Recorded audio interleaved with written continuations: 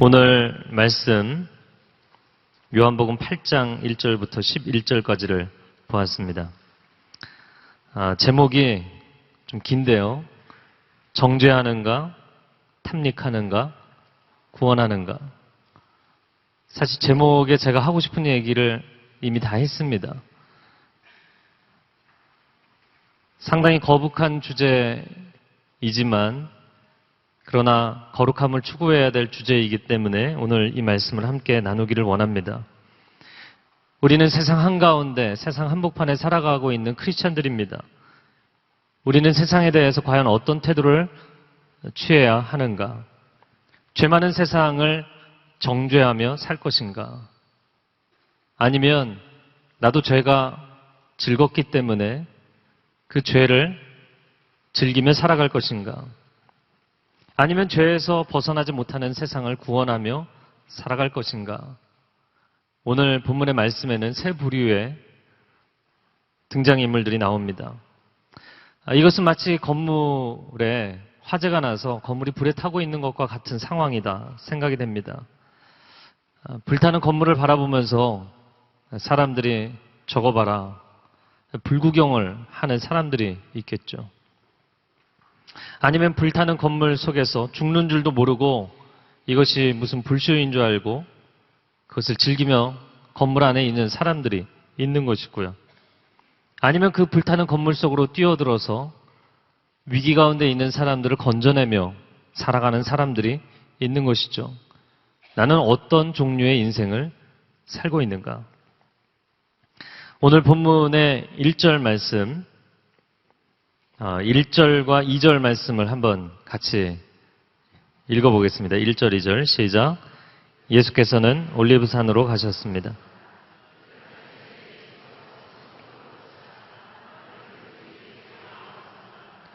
예수께서 앉아서 그들을 가르치실 때 거기까지요.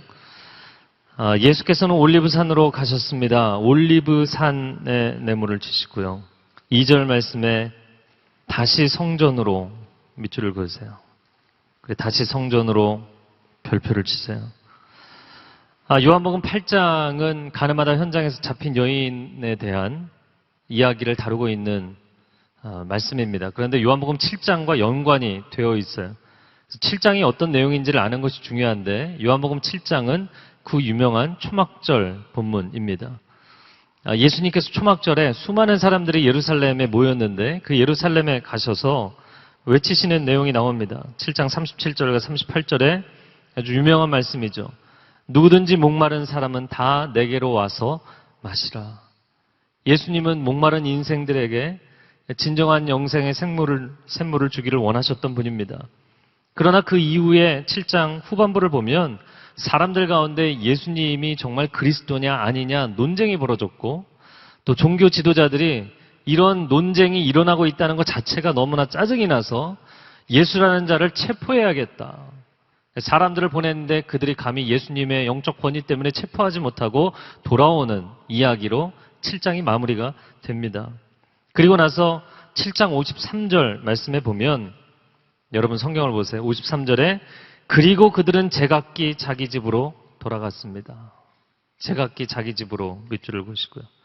저는 이 53절과 8장 1절의 말씀이 너무나 명확하게 컨트라스트가 되면서 영화의 한 장면처럼 보입니다.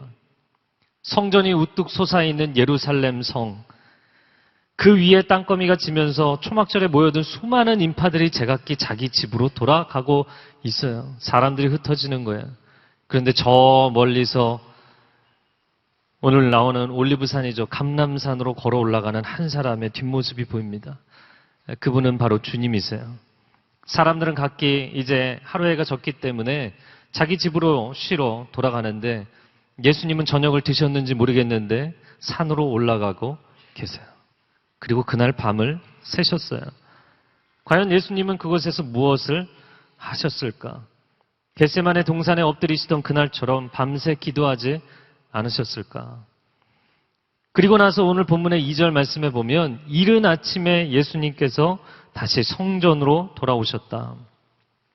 전날 체포될 뻔했던 곳으로, 예수를 잡으려는 무리들이 득실되는 곳으로 무슨 좋은 일이 있다고 이른 아침에 다시 그곳으로 나오시는 예수님을 봅니다.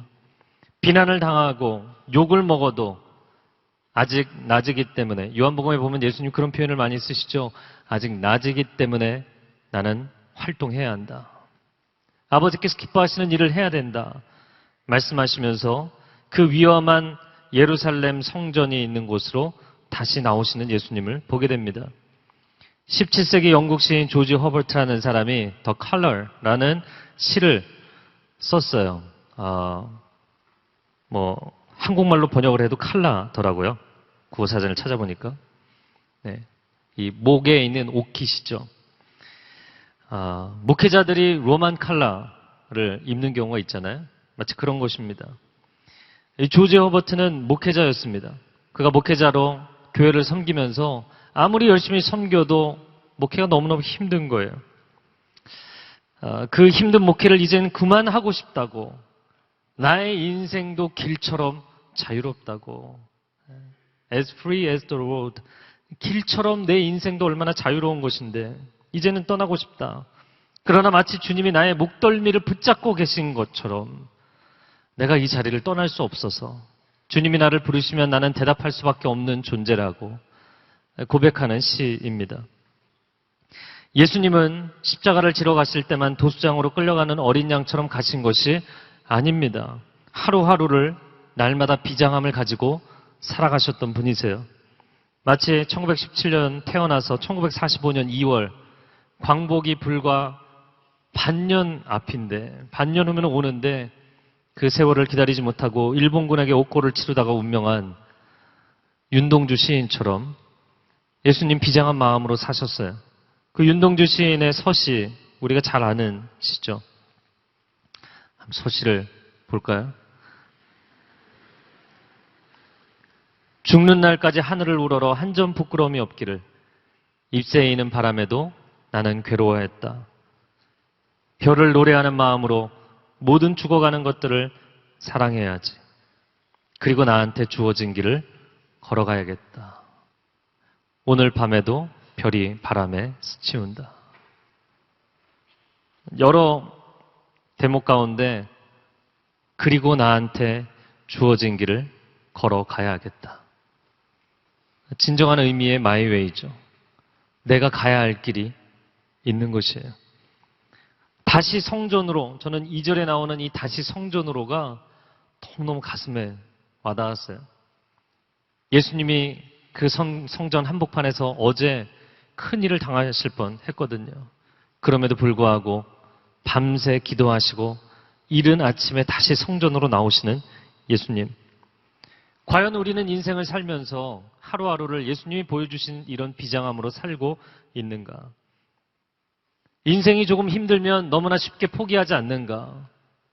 사람들의 관계가 어렵고 내가 맡은 미션이 힘들면 너무 빨리 무너지지 않는가? 물론 일터에 나가는 것이 도수장으로 끌려가는 기분일 수도 있고, 학교에 기말시험 보러 캠퍼스에 나가는 것이 불길 속으로 가는 것 같을 수도 있겠죠. 그러나 우리 인생 가운데 아무리 압박감이 클지라도, 아무리 어려움이 있을지라도 이곳이 나의 자리라면 끝까지 버틸 수 있는 것도 매우 중요한 것이에요. 여러분, 때로는 인생이 진보가 있고 인생이 성과가 나고, 물론 그것도 인생을 잘 사는 것이겠지만 때로는 매우 힘듦에도 불구하고 포기하지 않는 것만으로도 승리하고 있는 것이에요. 어찌 보면 20대, 30대 때는 이런 내공을 키우고 맷집을 키우는 시즌이라고 이야기를 해야 될지도 모르겠어요. 경기에 출전하는 것도 아니면서 연습생으로 누가 봐주는 것도 아닌데 다 선수들이 연습 끝나고 집에 갔는데도 불구하고 자기 혼자 남아서 연습실에서 연습하는 거예요. 손에 물집이 생기도록, 다리가 무너질 정도로 힘들 때까지. 여러분, 20대, 30대 때 빨리 여러분의 인생의 결과를 보려고 하지 마시고요. 내공을 키우셔야 돼요. 내가 만약에 하나님이 나를 이 자리에 세우셨다면 나는 이 자리에서 하나님의 영광을 보기까지 떠나지 않겠다. 라는 고집이 있어야 합니다. 그런데 그런 내공과 지구력은 억지로 버틴다고 생기는 것이 아니라 오늘 예수님 보여주신 것처럼 밤새 동산에서 엎드리는 기도의 자리가 있어야만 생기는 것이에요. 그 기도의 시간이 없다면 예수님도 이런 자리에 서는 것은 너무나 힘든 일이셨던 것이죠. 기도하지 않고는 현장을 감당할 수 없습니다. 여러분이 기도하지 않고는 여러분의 삶의 현장을 감당할 수 없습니다. 알고 계시죠? 네. 알고 계신 것 같아요. 그런데 이 선순환을 살지를 못하는 거예요. 왜? 너무 힘드니까 기도할 기운이 없어요. 밤에 들어와서 씻고 하루를 좀 돌이켜보기만 해도 막 머리가 지끈거리고 그냥 푹 쓰러져서 끝나는 것이죠. 여러분, 기도해야 내 영혼이 살아납니다. 기도해야만 감당할 수 있습니다. 비라이벨스 목사님이 너무 바빠서 기도합니다. 그런 책을 썼죠. 하나님을 대면하지 않고는 세상을 대면할 수 없고 하나님을 대면하지 않고는 다른 사람을 대면할 수 없어요. 그건 대면하는 것이 아니라 끊임없이 내 영혼에 스크래치를 하면서 사는 것이죠. 그러면 언젠가는 갑자기 무너지게 됩니다. 오늘 본문의 두 번째 부분을 보겠습니다. 예수님이 사람들이 나오니까 그들을 가르치고 계셨습니다. 그런데 전혀 예상하지 못했던 독자의 입장에서 전혀 예상하지 못했던 사건이 일어나는 것이죠. 저를 한번 따라해 보세요. 선생님은 뭐라고 하시겠습니까? 오늘 본문의 3절과 4절 말씀 3절, 4절 한 목소리로 읽어주시기 바랍니다. 시작.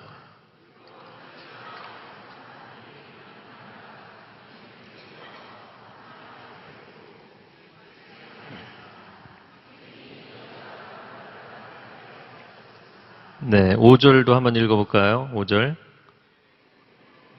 모세는 율법에서 이런 여자들은 돌로 쳐 죽여야 한다고 우리에게 명령했습니다. 선생님은 뭐라고 하시겠습니까? 예수님이 앉아서 본격적으로 사람들을 가르치시기 시작했는데 불과 얼마 시간이 지나지 않았던 것 같아요. 그런데 율법학자들과 바리새인들이 한 여인을 질질 끌고 왔어요. 고요하고 엄숙하던 성전은 이내 웅성거리는 소리로 가득했겠죠. 그리고 멸시와 증오의 시선이 여인에게 다 꽂힙니다. 그런데 저는 이 본문을 보면서 글쎄 제 마음이 좀 순수하지 못해서 그런지 모르겠지만 아무리 생각을 해도 이상한 거예요. 도대체 이 시간에 어떻게 이런 여인을 잡아가지고 왔냐는 것이죠. 동네를 지나가다가 갑자기 그냥 우연히 만났을 리는 없겠죠. 그렇다면 저들은 밤새 모의를 했을 것입니다. 어떻게 하면 이 예수를 잡을까? 덫을 놓자. 그 중에 사람들을 수소문했는지 모르겠어요. 미끼를 사용하기로 했고 평소에 음행에 빠져 살아가는 여인, 평상시에는 그런 인생 거들떠보지도 않았고 신경 쓰지도 않았는데 그 여인을 미끼로 사용하자. 밤새 집 앞에서 지키고 서 있다가 현장에서 잡아온 거예요. 예수님은 밤새 감람산에 올라가서 기도하셨는데 밤새 악한 짓을 모의하는 사람들이 있고 밤새 죄를 짓고 있는 여인이 있고 저들은 죄 지으러 가는 사람을 말린 것이 아니라 죄 지으러 가는 사람이 죄를 지을 때까지 기다렸다가 현장에서 잡아온 거예요. 아주 나쁜 사람들이죠. 맞나요? 가늠한 여인보다 더 추악한 인간들입니다. 제가 지난주에 어떤 일이 있었어요. 어디였는지 알려고 하지 마시고요. 누군지 저도 몰라요. 어떤 음식점에 갔는데 중년의 두 남녀가 앉아서 저희 옆 테이블이었어요. 대낮부터 낮술을 먹으면서 서로 자기 배우자 욕을 하고 있더라고요. 보아하니 앞에 앉아있는 사람이 자기 배우자는 아니에요. 그것도 큰 소리로 옆 테이블이 다 들리도록 이야기를 하는 거예요. 우리 테이블에 5명이 앉아 있었는데 이 불륜 커플의 라이브 생중계를 듣느라고 저희 테이블은 다 침묵하고 밥을 먹었어요.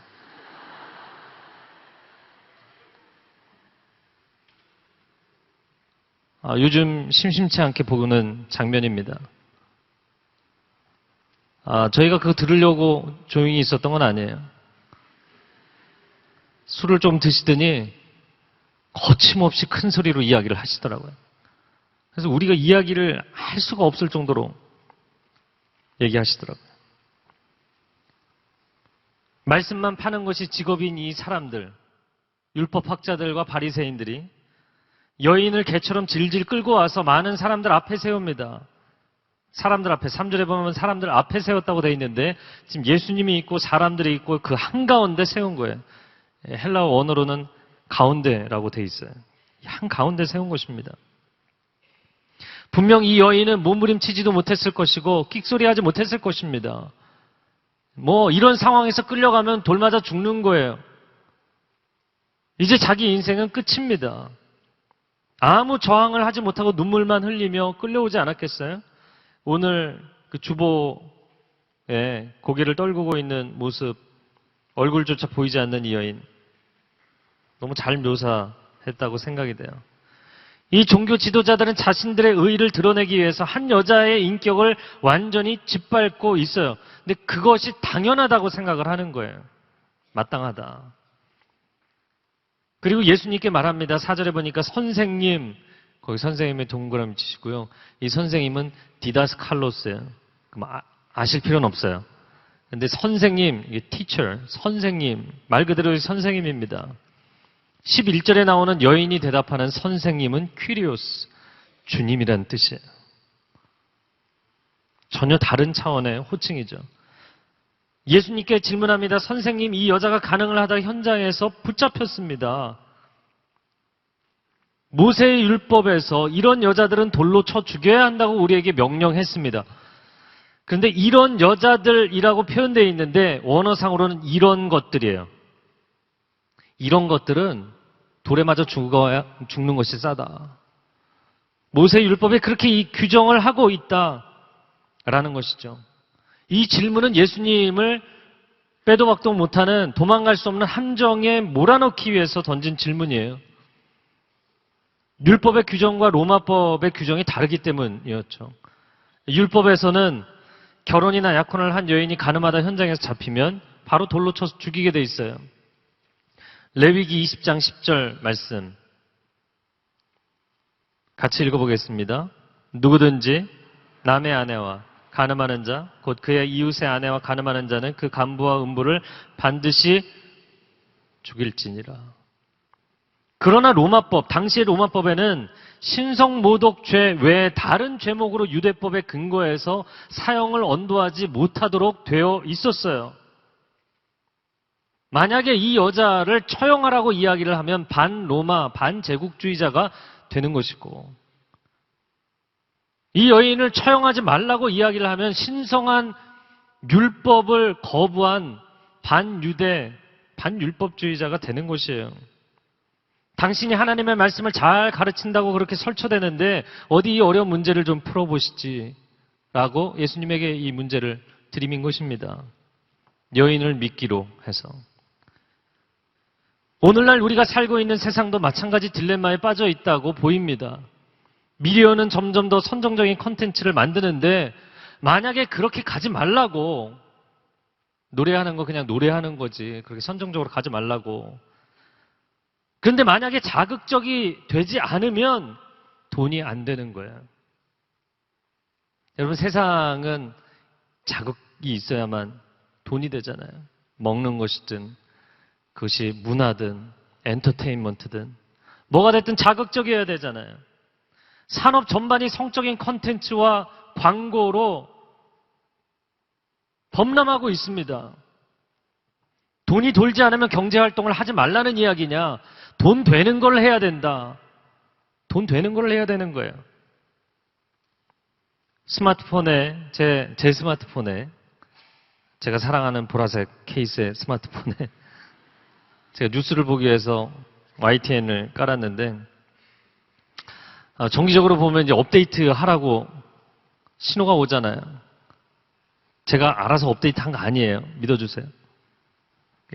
업데이트 하라고 떠서 업데이트를 해봤더니 예전에는 뉴스만 나왔는데 이상한 야한 사진들이 중간중간에 계속 삽입해서 나오더라고요. 아, YTN도 포기했구나. 제가 특정 업체를 홍보하는 것도 아니고 비난하는 것도 아니에요. 이미 인터넷 포털 사이트마다 뒷골목 시궁창 수준이 된 것은 오래전 이야기입니다. 눈 뜨고 볼 수가 없잖아요. 도대체 어떻게 이런 세상에 살라는 이야기인가? 우리의 다음 세대는 인터넷과 미디어를 우리 시대보다 더 친근하게 살아야 되는데 우리의 다음 세대에게 도대체 교육을 어떻게 해야 되는 것인가? 나라의 지도자들은 국가 경영을 어떻게 해야 되는 것인가? 열심히 일한 당신 즐겨라, 놀아라. 비정상적으로 사람들에게 공부를 시켜왔어요. 한국 사회에 비정상적으로 공부를 시켰어요. 공부 즐거워서 한 사람들 여기 한번 손 들어보세요. 저도 안 들어야겠어요. 거의 없어요. 비정상적으로 일을 시켜왔어요. 사람들이 막 돌 정도로 괴로워서 비명을 지를 정도로 일을 시켰어요. 그리고 비정상적으로 놀고 비정상적으로 유흥을 즐기는 한국 사회 아닙니까? 한국 사회는 미쳐 있어요. 도대체 어떻게 해야 되는가? 그럼 돈 되는 것으로 세상의 경제든 문화든 엔터테인먼트든 사람들의 인생이든 돈 되는 쪽으로 가야만 순환이 되는데 그럼 어떻게 살라는 것인가? 그거 포기하고 살아야 되는가? 그러면 세상에서 그냥 묻혀서 살아야 되는가? 갑자기 이 주제가 어울릴지 모르겠지만 세상이 다 그렇게 가기 때문에 휩쓸려 간다는 의미에서 제가 꺼내는 주제예요. 네, 오늘 마음에 어려워하지 마세요. 제가 늘 자주 얘기하는 거지만 하이힐도 마찬가지인 것 같아요. 저도 오늘 조금 약간 굽이 높은데 하이힐은 정직하지 않아요.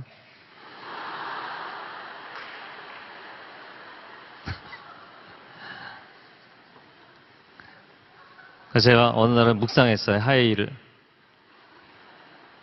저거 엄청 불편할 텐데. 그래서 저는 그 왼쪽 발이 이렇게 접지할 때 가운데 발가락이 너무 길어서 접지하면서 염증이 생겨서 발가락을 커팅했었잖아요. 근데 하이힐 신고 다니다가 그런 일이 벌어지는 경우들이 있다고 하더라고요. 저 건강에도 엄청 안 좋은데 도대체 왜 저러고들 다닐까? 저희 아내가 제가 운전하고 가다가 얘기를 했더니 그럴 수밖에 없대요. 남들은 다 신는데 나만 안 신으면 나만 온 세상이 20cm 낮게 보이는 거라고. 그럼에도 불구하고 그 불편한 신발을 안 신는 저희 아내가 매우 존경스러워 보이더라고요. 세상이 다 그 길로 가기 때문에 안 갈 수가 없다는 거예요. 그럼 세상에서 어떻게 살란 얘기냐? 온통 도배를 하고 세상에 살고 있는데 어떻게 살란 얘기냐? 여러분, 우리는 이 종교 지도자들처럼 팔짱 끼고 뉴스 보면서 저런 더러운 것들, 저런 나쁜 것들, 지위와 권력과 재력을 이용해서 온갖 성적 타락에 빠져있는 인간들을 손가락질하며 살 것인가? 우리가 정말 그럴 수 있는 상황인가? 오늘날 이 시대를 보면 초딩들부터 음란물에 빠져서 살아가는 시대입니다. 이 시대에 자라나는 다음 세대에게 필요한 것은 성교육이 아닙니다. 순결서약이에요. 시대의 방식을 따라 살지 않겠다고 결단하지 않고서는 자기 자신을 지킬 수 없어요.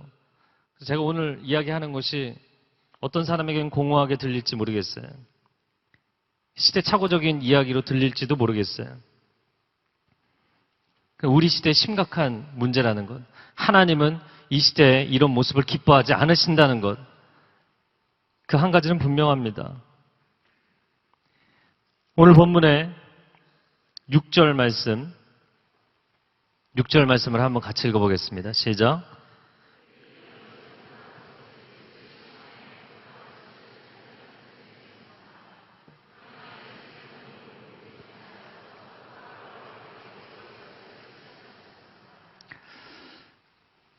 예수를 시험에 고소할 구실을 찾으려는 속셈이었다. 그러나 예수께서는 몸을 구부린 채 밑줄을 그으시고요. 앉아서 손가락으로 바닥에 무엇인가를 쓰기 시작하셨다. 밑줄을 그으세요. 사실 이 장면이 성경을 읽으면서 상당히 미스터리어스한 장면이죠. 도대체 뭘 쓰셨나? 근데 예수님이 앞부분에 보면 이미 앉아서 사람들을 가르치고 계셨어요. 그래서 원어상으로 쭉 살펴보니까 앉아서 사람들을 가르치다가 바닥에 이렇게 상체를 구부리신 거예요. 사람들과의 시선을 피하기 위해서. 그리고는 손가락으로 땅바닥에 무엇인가를 쓰기 시작하셨다. 그림을 그리신 거 아닙니다. 시간을 끌기 위해서 그냥 바닥을 극적거리신 게 아닙니다. 단어 자체가 글자를 썼다는 단어예요. 뭔가 무슨 글자를 쓰셨을 것 같은데 무엇을 쓰셨을까? 물론 아무도 알 수 없어요. 천국 가서 여쭤봐야 알 것 같아요. 네, 아마 그런 게 아니겠는가. 소경이 소경을 인도하는 세상, 죄인이 죄인을 정죄하는 세상. 아, 세상이 어떻게 이렇게 되었는가. 존귀한 하나님의 형상들이 어찌 이렇게 되었는가. 그런 안타까운 심정으로 무엇인가를 쓰지 않으셨겠는가. 이 예수님의 침묵은 저들에게 대답할 말이 없기 때문에 할 말이 없으셔서 침묵하신 거예요. 그런데 예수님이 시간을 끄시는 동안 사람들의 목소리가 점점 더 커집니다. 사람들이 하나둘씩 돌을 집어들기 시작하더니 전부 다 돌을 집어들었어요. 오늘 본문에 보면 나중에 이 사람들이 하나둘씩 슬그머니 사라졌다 이렇게 돼 있잖아요. 그래서 처음에 예수님의 말씀을 듣겠다고 모여있던 사람들도 다 돌을 들은 것이더라고요.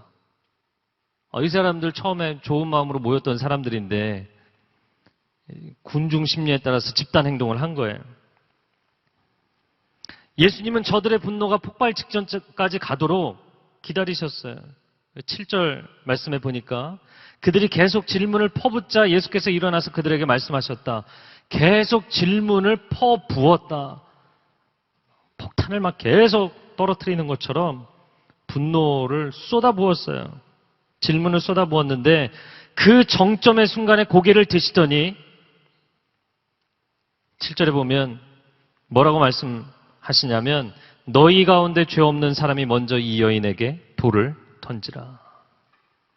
여러분 밑줄을 그으세요. 너희 가운데 죄 없는 사람이 먼저 이 여인에게 돌을 던져라.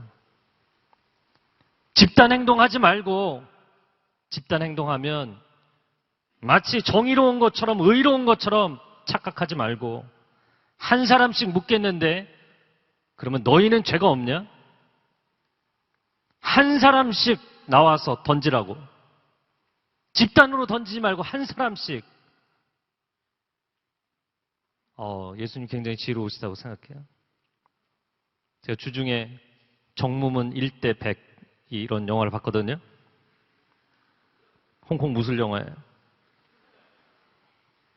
1대 100으로 싸워도 결국엔 1대 1이거든요. 매 순간 1대 1이죠.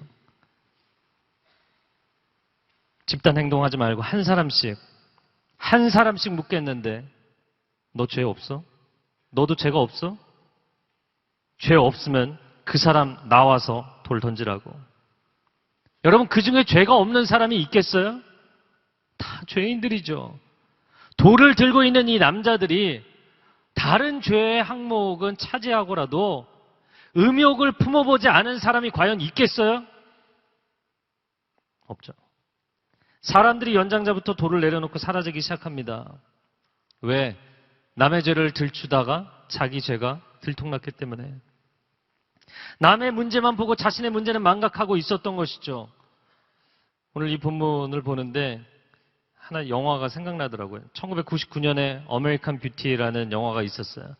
미국 중산층의 도덕적인 몰락을 아주 충격적으로 고발한 문제작입니다. 안 보신 분이 있으면 자극적인 걸 보기 위해서 보시라는 게 아니라 세상에 무너진 세태를 이해하기 위해서 보세요. 아들이 마약을 한다고 구타하며 훈육하던 전직 군인 출신의 아버지가 영화 말미에 동성연애자라는 것이 드러나죠. 그리고 자기가 그 사실이 드러난 것 때문에 그것을 유일하게 알고 있는 남자 주인공을 총을 쏴서 죽여요. 무능한 남편, 젊은 여자를 쳐다보는 정말 아내에게 집중하지 못하는 그 나쁜 남편, 손가락질하고 무시하고 그 여자가 불륜을 저지르죠. 그러니까 온통 가족이 동네 전체가 엉망진창인 거예요. 한국 사회도 멈추지 못하면 이런 파국으로 가게 될 것입니다. 아니, 파국으로 가게 되는 것이 아니라 이미 파국 안에 들어와 있다는 걸 알아야 돼요. 소돔과 고모라예요. 매년 낙태 500만 명입니다. 공식적인 집계만 350만 명이고 보통 500만 명, 많게는 1000만 명까지 봐요. 매년 365일 안에 이 땅에 태어나지도 못한 생명을 500만 명씩 죽이고 있어요. 무고한 피를 흘리면 그 땅은 반드시 저주를 받는다. 하나님 말씀하셨어요. 유교 문화, 체면 문화 때문에 쉬쉬하고 있을 뿐이지 이 성적인 문란의 문제는 이미 한국 사회 아웃 오브 컨트롤입니다. 아니, 컨트롤할 생각 자체가 없어요. 미디어와 성공제일주의, 물질만능주의, 쾌락주의에 사람들이 드리븐돼서 완전히 휩쓸려 살아가고 있는 것이죠. 이것이 우리 자신의 모습이에요. 뉴스를 보면서 그 누구를 비난하겠습니까? 죄를 직접 실행한 사람과 생각만 하고 있는 사람의 차이가 있을 뿐이지, 산상수훈에 예수님께서 이미 다 말씀하셨잖아요. 생각만 해도 이미 한 것이나 동일한 것이다. 대학 학자금이 부족해서 성산업에 들어가는 사람들, 카드 빚을 갚을 길이 없기 때문에 가장 쉬운 방법이니까. 자녀 양육비가 부족해서, 심지어는 그런 기사도 있었죠. 몇 년 전에는 결혼 자금을 모으기 위해서. 쇼핑하고 싶은데 돈이 없어서, 유부남인 것을 알면서도 회사 간의 중요한 거래를 성사시키기 위해서. 제가 지금 얘기하는 거는 신문에서 나왔던 케이스, 교회에서 제가 상담했던 케이스. 근데 너무 많기 때문에 왜 내가 개인적으로 상담한 거를 이야기하냐라고 얘기하지 마세요. 셀 수 없이 많아요, 교회 안에. 지금 세상 사람들 얘기하는 게 아니에요. 직장 상사에게 잘 보이기 위해서, 심지어 교회에서 신앙 상담하다가, 교회에서 제가 아주 예전에 봤는데 누군지 알려고 하지 마세요. 상담해주고 기도해주겠다고 자꾸 이 자매 저 자매 어두운 구석으로 데리고 가는 형제가 있더라고요. 너 그거 그만해라. 근데 그걸 따라가는 자매들도 이상해요. 교회에 와서 예배를 드리러 온 것이 아니라, 제가 지금 이야기하는 것은 청년뿐만 아니라 성인도 다 해당이 됩니다. 이미 결혼한 사람이에요. 근데 다른 결혼한 사람 끝까지 추적해서 컨택하고 연애하고 별의별 일들이 다 있어요. 오늘 굉장히 제가 거북한 얘기를 하고 있습니다. 예배하러 온 것이 아니라 사람 쳐다보러 온 사람들. 성인이고 청년이고 이런 상담이 너무나 많이 들어오기 때문에 싱글 남녀가 서로 좋아하면 선을 넘을 수도 있는 것 아닌가. 그러나 그랬다가 결혼이 안 되면 인생이 통째로 지옥에 떨어지는 경험을 하는 사람들을 너무나 많이 봤어요. 그리고 나서 결혼을 한 경우들도 있죠. 결혼을 하고 나서 죄책감과 우울증에 허덕이며 인생을 제대로 살지 못하는 사람들을 봤어요. 물론 그런 사람들은 그나마 착한 사람들이에요. 결혼 전에도 선을 넘었기 때문에 결혼 후에도 외도라는 선을 넘는 사람들을 많이 보았어요. 사랑하기 때문에 달콤한 이름으로 속이는 것을 결코 동의하지 마십시오. 제가 결과론으로 이야기하고 있지만 성경에서 하나님이 기뻐하시지 않는다고 분명히 이야기했어요. 그것은 하나님이 기뻐하시지 않을 뿐만 아니라 당신의 인생에 엄청난 해를 가져오기 때문입니다. 제가 지금 이야기한 케이스들은 다 교회 다니는 사람들 이야기예요. 이런 모든 상황 가운데 있는 사람들 멈추십시오. 스탑. 이제 멈추세요. 그만 가세요. 아닌 것이 분명하면 그만 가세요. 사실 우리가 이 본문을 보면서 돌을 든 사람으로 자기 자신을 묵상하는 경우는 있지만 자기 자신이 이 여인이라고 묵상하는 사람들은 굉장히 드문 것 같아요. 받아들이기 쉽지 않죠. 오늘 본문에 사실 우리가 8장 11절까지 보았는데 11절 마지막에 보면 이렇게 꺽쇠가 있어요. 이 꺽쇠가 어디서 시작했습니까? 7장 53절에서 시작했습니다. 7장 53절부터 8장 11절까지가 꺽쇠로 그 안에 들어있어요. 왜 그런지 아세요? 헬라어 원어 성경, 우리가 지금 보고 있는 성경들은 다 매뉴스크립트, 사본들입니다. 원본은 없습니다. 원본은 워낙 오래됐기 때문에 원본이라는 것 자체는 찾을 수가 없어요. 다 사본이에요. 근데 그 사본들이 얼마나 이 히브리인들이, 이스라엘 사람들이 정확한 사람들인지 이 카피하는 데는 엄청난 은사를 가지고 있는 사람들이에요. 손으로 다 베껴 쓴 것인데, 매뉴스크립트라는 게, 매뉴는 이 매뉴얼, 손이라는 뜻이고 스크립트는 썼다는 것이죠. 손으로 베껴 썼는데 한 페이지를 베껴 쓰고 나서 가로 글자 수가 똑같은지 세로 글자 수가 똑같은지 대각선 글자 수가 똑같은지 이런 거 다 계산합니다. 아주 철저한 사람들입니다. 그럼에도 불구하고 이 철저한 사람들이 도저히 용납할 수 없었던 본문이 이 본문이에요. 그래서 7장 53절부터 8장 11절까지를 제외시킨 사본들이 있는 거예요. 예수님은 용서하셨을지 모르겠지만 우리는 용납이 안 된다. 필사자들이 뺀 겁니다. 어떤 스크립트든. 2, 3세기 초대 기독교의 이교도들이 기독교로 개종하는 경우가 매우 많았습니다. 그런데 이 이교도들이 신전 제사에서 아주 음란한 문제가 많았거든요.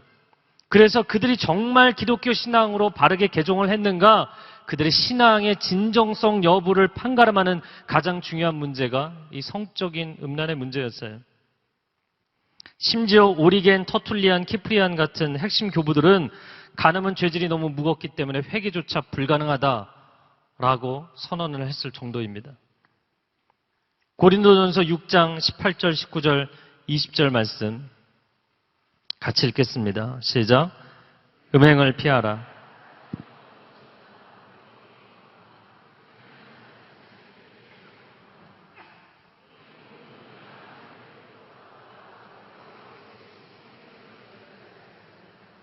너희는 너희 자신의 것이 아니라 값으로 산 것이 되었으니 그런즉 너희 몸으로 하나님께 영광을 돌리라. 당신 것이 아닙니다. 내가 내 인생을, 내 몸을 내 맘대로 굴리는데 무슨 상관이 있냐라고 얘기하지 마세요. 하나님이 기뻐하지 않으세요. 예수 그리스도의 피값으로, 하나님의 아들의 생명값으로 당신의 인생을 사셨어요. 그러므로 자기의 몸을 함부로 하지 말라고 말씀합니다. 오늘 본문에 끌려온 여자나 끌고 온 사람들이나 다 같은 성적인 범죄를 저지르는 사람들이에요. 산상수훈에서 말씀하셨죠. 마태복음 5장 27절에서 29절 말씀. 또 간음하지 말라 하였다는 것을 너희가 들었으나 나는 너희에게 이르노니 음욕을 품고 여자를 보는 자마다 마음에 이미 간음하였느니라. 만일 내 오른 눈이 너로 실족하게 하거든 빼어 내버리라. 내 백체 중 하나가 없어지고 온몸이 지옥에 던져지지 않는 것이 유익할 것이다. 7가지를 실제적인 제안을 하려고 합니다. 첫 번째, 생각을 지키십시오. 생각을 지키세요. 모든 행동은 생각으로부터 나오는 것이에요. 생각이 말이 되고, 말이 행동이 되고, 행동이 습관이 되고, 습관이 당신의 인생의 운명이 되는 것입니다. 생각의 영역을 지키세요. 생각 아무도 쳐다보지 않습니다. 내 머릿속에서 무슨 상상을 하는지, 무슨 생각하는지 아무도 몰라요. 그러나 당신은 알고 있고 하나님이 알고 계세요. 화를 낼지라도 그 분을 하루해가 넘어가기까지 품지 말라고 말씀합니다. 에베소서에. 왜? 그렇게 분을 품고 있으면 사단이 틈을 탈 것이다. 생각의 영역도 마찬가지입니다. 갑자기 음란한 생각이 들 수 있어요. 그러나 거기서 멈추세요. 더 이상 상상하거나 더 이상 스토리, 자기 혼자 로맨틱하다고 스토리 만들지 마세요. 생각을 지키십시오. 첫 번째. 두 번째, 눈과 귀를 지키세요. 생각은 보는 것, 듣는 것에서 오게 되어 있어요. 오늘날 세상은 가히 정말 눈을 뜨고 살 수 없는 세상입니다. TV도 마찬가지고 미디어도 마찬가지고 거기에서 사람들이 미디어에서 교육받은 사고방식으로 세상을 보기 때문에 세상을 눈뜨고 다닐 수가 없는 거예요. 여러분, 여러분의 눈과 귀를 지키세요. 여러분이 아니라고 생각하면 집에 가서 당장 TV를 없애시든지. 저는 늘 억울한 것이 저희 집은 TV를 안 보고 TV 모니터는 있어요. 아이들이 영화 볼 때 가끔 쓰는데 분명히 저희는 TV를 시청을 안 하는데 TV 시청료를 내고 있어요. 매달. 네, 갑자기 이상한 얘기를 했네요. 그렇게 사실 큰 돈은 아니지만 그것이 희생이라면 희생일 수도 있겠죠. 여러분, 여러분의 인생에 세상 사람들 다 인조해야 하는데 왜 난 인조해 못하냐? 여러분의 영혼이 썩으면 결국엔 여러분의 인생이 무너지게 돼 있어요. 눈과 귀를 지키십시오. 세 번째, 자리를 피하십시오. 그런 자리 자체를 가지 마세요. 자기가 술에 대한 유혹이 많은 사람이 술친구 전도하겠다고 술집 따라가지 마세요. 전도하는 게 아니라 본인의 인생이 전도되는 무너지는 경우들이 생기죠. 자리 자체를 피하십시오. 요셉이 보디발의 아내 럭셔리 미시 아줌마가 유혹을 하는데 자리 자체를 피하잖아요. 자리 자체를 피합니다. 피하셔야 됩니다. 네 번째, 예배자의 마음을 회복하십시오. 저를 한번 따라서 진정한 예배는 하나님만을 사랑하는 것이다. 하나님 한 분을 사랑한다고 여러분 노래하시잖아요. 그 노래 한 대로 사세요. 월십이라는 것은 하나님 한 분 월십이죠. 가치 있는 그분에게 온 세상 그 어떤 것과도 비교할 수 없는 유일한 최고의 가치를 가지고 계신 그분에게만 합당하게 드려지는 것을 내가 하나님 앞에 엎드려 올려드리는 것입니다. 그것이 예배입니다. 그것이 경배입니다. 세상 다른 것에 목숨 걸지 마세요. 하나님 한 분만을 뜨겁게 사랑하면 이 예배자의 헐트가 있으면 다른 것을 예배하지 않습니다. 목숨 걸지 않습니다. 진정으로 사랑하면 제가 그래서 손만 잡으면 결혼하라고 늘 이야기하는 것인데 형제들이 정말 사랑하면 지켜줄 수 있어야 돼요. 자매들이 진정으로 사랑하면 내면의 자신의 목마름이 아니라 이 목마름을 채우기 위해서 빨리 상대방이 나를 인정해 주기를 원하여서 스스로 자기 인생을 망가뜨리는 경우가 있어요. 아니요. 하나님 한 분이 내 인생의 행복을 책임지십니다.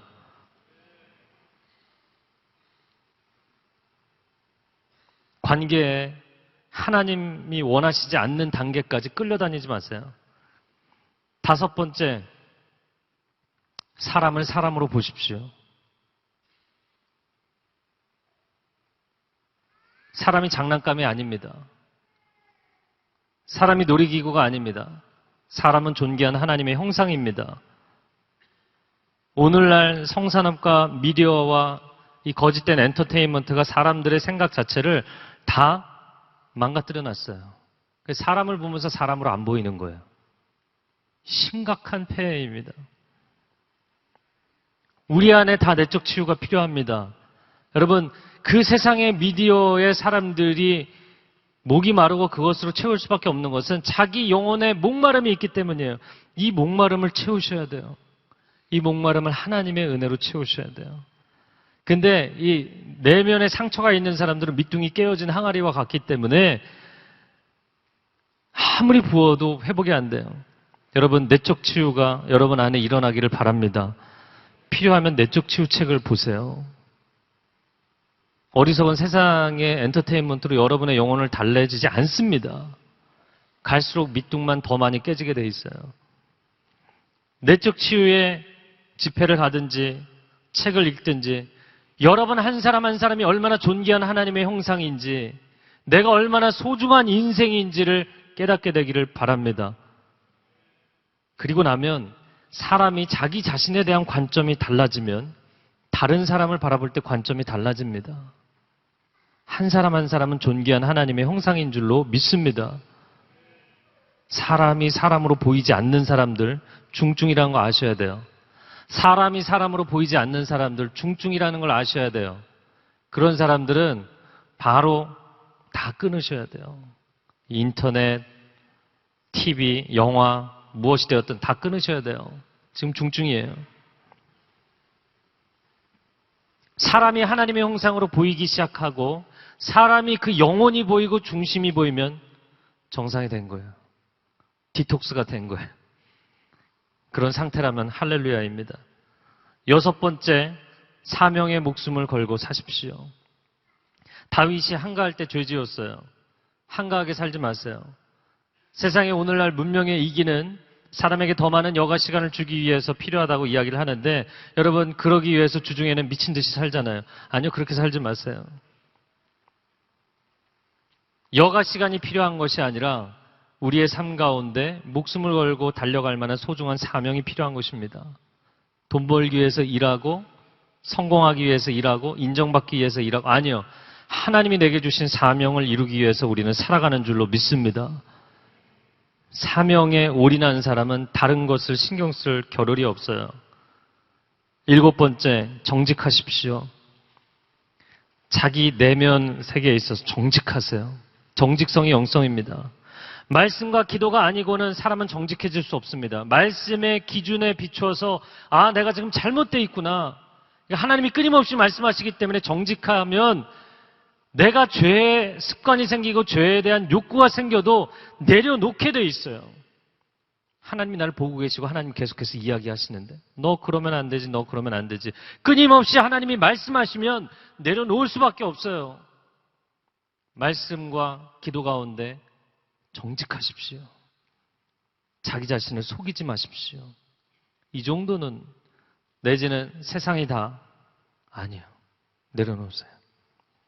세상의 거짓말을 따라가지 말고 하나님의 진리를 따라가는 저와 여러분이 되기를 주님의 이름으로 축복합니다.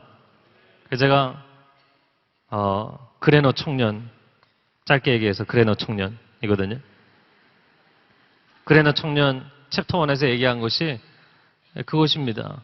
청년 예수의 피가 흐른다. 사실 원래는 거꾸로 읽는 인생사, 신앙사 이렇게 썼었는데 첫 번째 이야기한 것이 그것입니다. 청년들은 유혹에 약하다. 젊은 혈기 때문에. 절대 그렇지 않습니다. 성경에 보면 청년의 때 마음을 정한 사람들이 세상의 유혹을 거슬러 올라가면서 살았어요. 나이가 들수록 유혹이 없어질까요? 아니요. 돈 맛을 본 사람들은 돈에 미쳐 삽니다. 쾌락의 맛을 본 사람들 더 쾌락에 빠져들게 돼 있어요.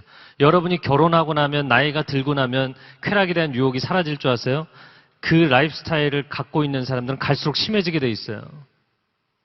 청년의 때에 결단을 하셔야 돼요.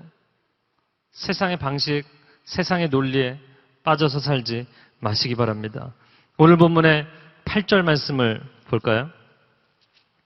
오늘 본문의 8절 한번 같이 읽어보겠습니다. 시작. 그러고는 다시 몸을 굽혀 바닥에 무엇인가를 쓰셨습니다. 저는 첫 번째 몸을 굽혀 바닥에 쓰시는 예수님을 보면서 예수님이 지혜롭게 이 사람들을 다루고 계시구나 이렇게 생각했어요. 첫 번째는 그다지 놀라지는 않았습니다. 그런데 두 번째 이 사람들에게 너희들 가운데 죄 없는 사람이 먼저 돌을 던져 이 여인에게 쳐라. 말씀하시고 나서 사람들이 움찔움찔 주춤주춤 하는데 예수님이 다시 고개를 숙여서 바닥에 뭔가를 쓰세요. 저는 이 두 번째 장면이 정말 감동적이에요. 왜냐하면 이 사람들이 악하잖아요. 악한 사람들이 돌을 들고 마치 자신들은 죄가 없는 것처럼 이 여인을 향해서 비난하고 이 여인을 비호하고 있는 보호하고 있는 예수님에 대해서도 비난하고 그런데요. 예수님께서 다시 고개를 숙여서 글을 쓰시는 것은 이 사람들과 시선을 지금 맞추지 않고 계시는 거예요. 그럼 예수님이 뭐라고 바닥에 쓰셨을까? 네? 빨리 떠나라. 이렇게 쓰셨을까요? 뭐라고 쓰셨는지는 모르겠지만 이 돌을 들고 있는 사람들이 결국엔 돌을 내려놓고 부끄러워서 자리를 뜨기 시작하는데 예수님이 그 사람들을 노려보거나 그들을 정죄하지 않으셨다는 거예요. 딱 한마디 던져놓고 그들도 부끄럽지 않게 예수님이 고개를 숙여주셨어요. 정말 예수님은 묵상할수록 도대체 어떻게 이러실 수가 있나. 이런 사람들마저도 정죄하지 않으시는 예수님이세요. 너희가 스스로 문제가 있는 것은 너희 자신이 알지 않느냐. 그러나 내가 너희를 코너로 몰아갈 정도로 너희를 정죄하고 싶지는 않다. 스스로 하나님 앞에 인정하고 회개할 수 있다면 예수님의 그 좋은 마음이 그 사람들에게 끝까지 은혜를 베푸시고자 하는 마음이 십자가를 지면서도 저들은 자기가 하는 것을 알지 못합니다. 저들의 죄를 용서해 주십시오. 말씀하시는 그 주님의 대사가 오늘 본문의 이 8절 말씀에 그냥 그분의 행동으로 드러나고 있는 것이죠. 10절과 11절 말씀에 예수님과 여인만 남게 됐어요. 예수님이 질문하십니다. 여인아, 그들은 어디 있느냐? 너를 정죄한 사람이 한 사람도 없느냐? 여인이 대답했습니다. 선생님, 없습니다. 예수님 말씀하시기를 나도 너를 정죄하지 않겠다. 이제부터 다시는 죄를 짓지 말라. 저는 이 음성이 너무 좋아요. 이제부터 다시는 죄를 짓지 말라. 예수님을 공격하고 올무에 빠뜨리고자 하는 이 종교 지도자들에게 본때를 보여주시기 위해서 이런 플레이를 하신 게 아니라 정말 이 여인이 죄의 습관에 빠져서 사는 여인인데 그 여인을 건져주신 거예요. 내가 너를 정죄하지 않겠다고. 다시는 가서 죄를 짓지 않았으면 좋겠다. 사실 이 여인은 그 자리에서 이미 인생이 끝난 거였어요. 사람들이 돌 들었고 던지면 이제 한순간에 끝나는 겁니다. 이미 죽음을 경험했어요. 근데 이 여인을 보호해 주니까 사람들이 사실 누구를 노려봅니까? 예수님을 노려보죠. 그리고 그날 예수님은 이미 이 여인 하나를 위해서 십자가를 지신 겁니다.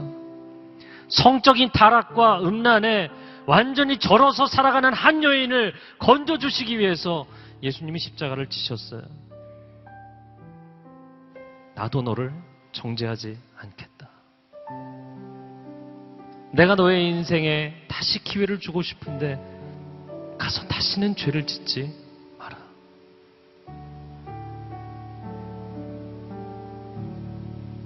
(6월) (7월) (8월) 여름입니다. 벌써 여름이 시작됐습니다. 여러분 이 여름을 어떻게 지내려고 하십니까? 신나는 여행지로 가겠다고 벌써부터 계획을 세우신 분들도 있겠죠. 물론 건전한 여행이라면 권면할 만하다 생각합니다. 그러나 저는 여러분에게 전혀 다른 종류의 여행을 권면하고 싶어요. 그레노 청년의 14번째 글에 제가 여행에 대한 이야기를 썼어요.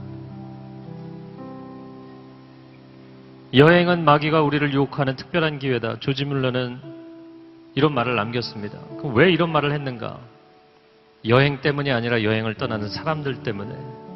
사람들은 여행을 떠나는 것인데 마치 자기 자신을 떠나는 줄 알고 착각하기 때문이에요.